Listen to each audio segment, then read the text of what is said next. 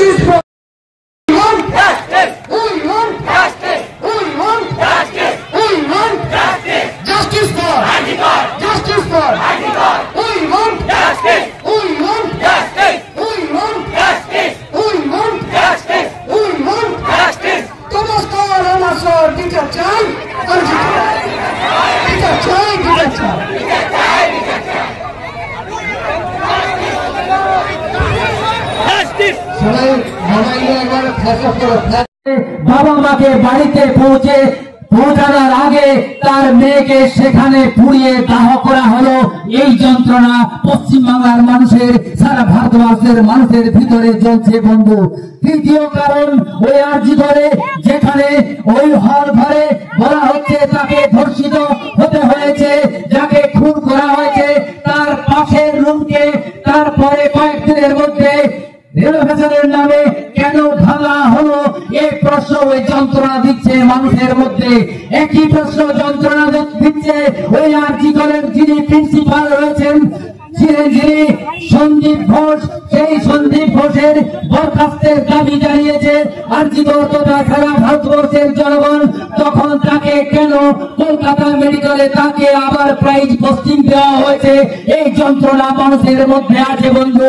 এই যন্ত্রণা নিয়ে যখন পশ্চিমবাংলার মানুষ, ভারতের মানুষ বিচার চাইছে, তখন কে বা কারা রাতের রাতের অন্ধকারে যখন সারা বাংলার মেয়েরা রাস্তায় নেমেছিল, রাত দখলের দাবিতে রাস্তায় নেমেছিল, তখন কারা আর্জি করে ঢুকে ভাঙচুর করেছে, লুটপাট করেছে, সেগুলো জানতে চায় পশ্চিমবাংলার মানুষ।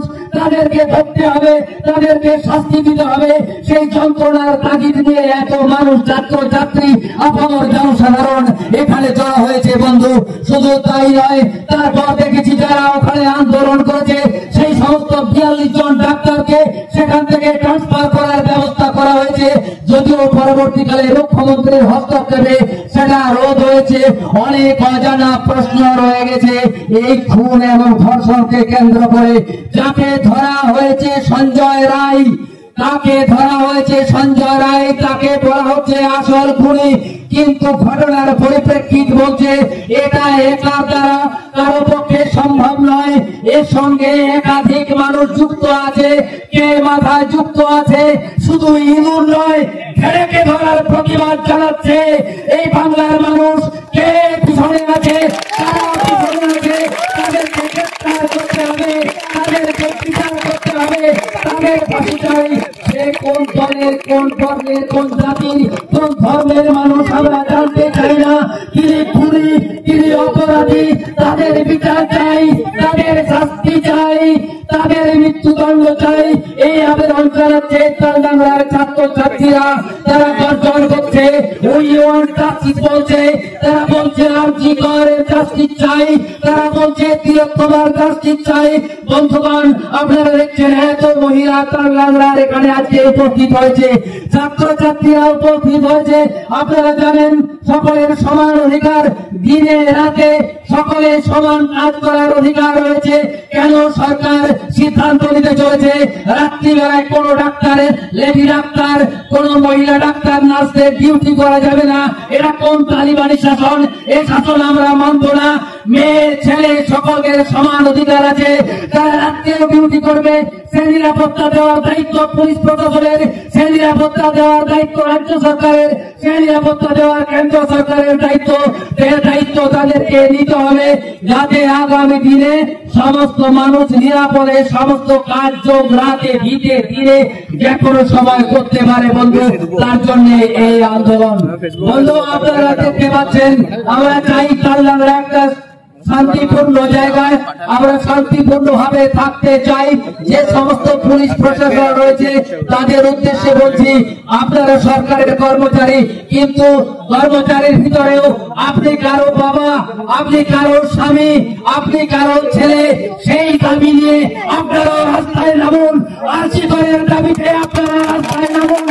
এত সারা পশ্চিমবাংলার মানুষ জানছে, আপনাদের নামতে কোথায় কথা আমরা জানতে পারছি না।